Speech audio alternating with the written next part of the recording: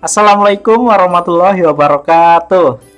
Hai anak-anakku semuanya, apa kabarnya hari ini?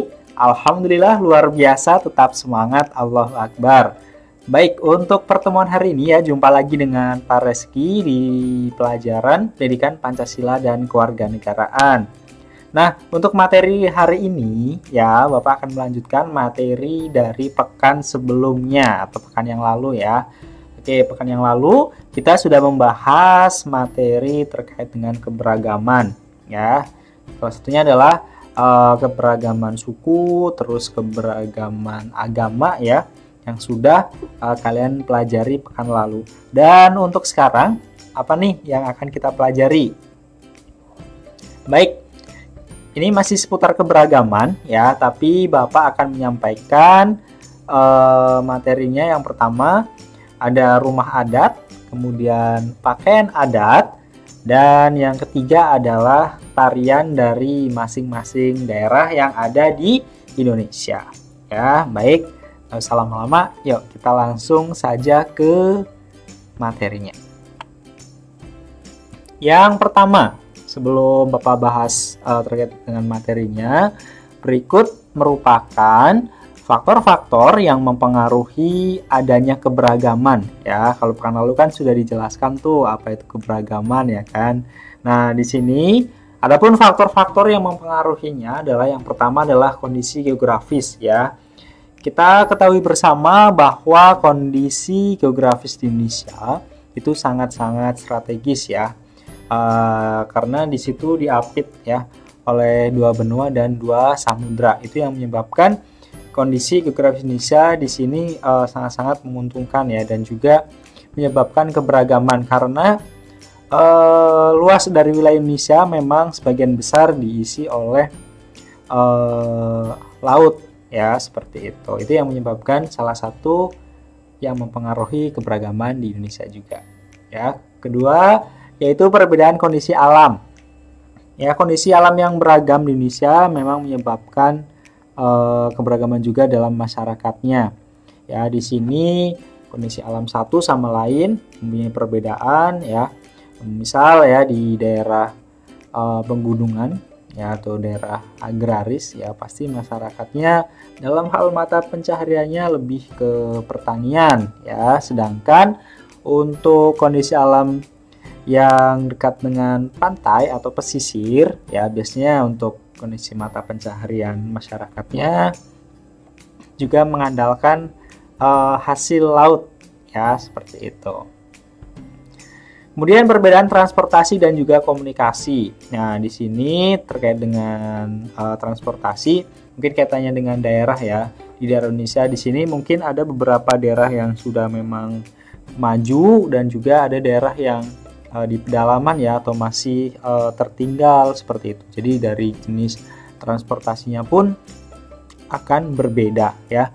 Kemudian dalam hal komunikasi ya, ini pasti sangat berpengaruh sekali ya, ketika mungkin kalau di perkotaan ya sudah merata semuanya terkait dengan infrastruktur ya, baik itu infrastruktur dalam hal jalan ya, penerangan, sebagainya. Ketika yang di daerah tertinggal, biasanya ya dalam hal komunikasinya juga akan kurang, seperti itu ya, kaitannya dengan infrastruktur itu tadi ya, seperti itu.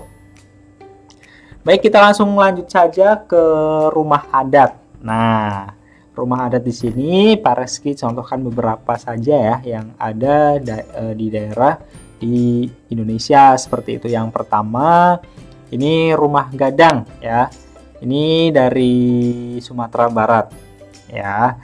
Kemudian ada rumah honai ya, ini dari Indonesia bagian timur ya, dari Papua.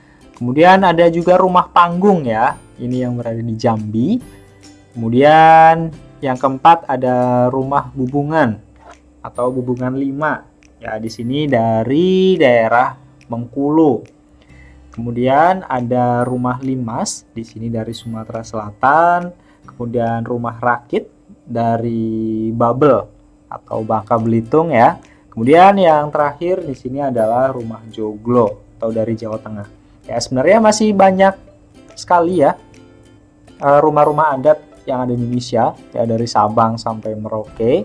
Nah, ini Pak Rizky contohkan atau tampilkan beberapa saja ya. Nanti selebihnya kalian bisa cari-cari sendiri ya, seperti itu. Baik, untuk selanjutnya setelah rumah adat di sini Bapak akan menyampaikan terkait dengan pakaian adat ya. Tentu pakaian adat antar daerah satu dengan daerah yang lain punya ciri khas atau perbedaan masing-masing ya, seperti itu. Oke, yang pertama di sini ada kebaya ya dari Jawa Barat. Jadi untuk kebaya di sini itu sebenarnya banyak ya ragam atau jenisnya. Ini ada dari kebaya yang dari Jawa Barat, kemudian dari kebaya dari Jawa Tengah, kemudian kebaya dari Kesatrian daerah istimewa Yogyakarta. Ini sama-sama kebaya ya, tapi masing-masing daerah ini punya ciri khasnya masing-masing. Kemudian baju pangsi ya, ini dari Banten ya, dari provinsi kita. Kemudian pesaan ya dari Jawa Timur. Kemudian pakaian adat perang ya dari Kalimantan Barat. Kemudian pengantian Bagajah Gamuling Baular Lulut ya dari Kalimantan Selatan. Ini panjang banget namanya ya. Kemudian kulafi atau donggala ya dari Sulawesi Utara. Dan yang terakhir di sini ada baju ngembe ya dari Sulteng atau Sulawesi Tengah ya, seperti itu. Ini sebenarnya banyak juga ya, tapi di sini Pak Rizky tampilkan atau contohkan beberapa saja ya. Oke. Terus yang ketiga. Nah, di sini kaitannya dengan tarian atau hal kesenian ya. Di sini Pak Rizky sampaikan yang pertama ada tari Sodati ya. Kemudian tari Saman. Di sini dari Provinsi Aceh ya. Kemudian ada tari Serampang 12, kemudian tari Tortor di sini dari Sumut atau Sumatera Utara. Kemudian disusul tari Piring ya yang ada di layar kalian ya di sini yang baru ditampilkan. Kemudian tari Payung di sini dari Sumbar atau Sumatera Barat. Kemudian ada tari Tandak ya. Kemudian tari Makan Sirih di sini berasal dari Riau. Kemudian ada lagi tari Campak ya. Sini dari Babel atau Bangka Belitung. Kemudian dilanjutkan ada tari Jangget ya, tari Melinting, tari Badana ini merupakan dari Lampung ya. Kemudian yang terakhir adalah tari Merak, kemudian tari Coke. Nah, ini dari provinsi kita ya, dari provinsi Banten seperti itu. Nah, karena kita berada di wilayah administrasi Banten ya, paling nggak kita tahu nih tari Merak ya, tari Cokek ini berasal atau khasnya dari provinsi Banten seperti itu ya. Oke anak-anak, mungkin itu ya yang bisa saya sampaikan. Dan kesimpulannya adalah ya dari keberagaman itu ya, dari materi yang pertama mulai dari keberagaman suku ya, kemudian ada agama ya, kemudian tadi ada terkait dengan rumah adat ya, pakaian adat, kemudian tarian ya. Itu semuanya memang berbeda-beda ya, dari Sabang sampai dengan Merauke, karena semuanya punya ciri khasnya masing-masing dari setiap daerah.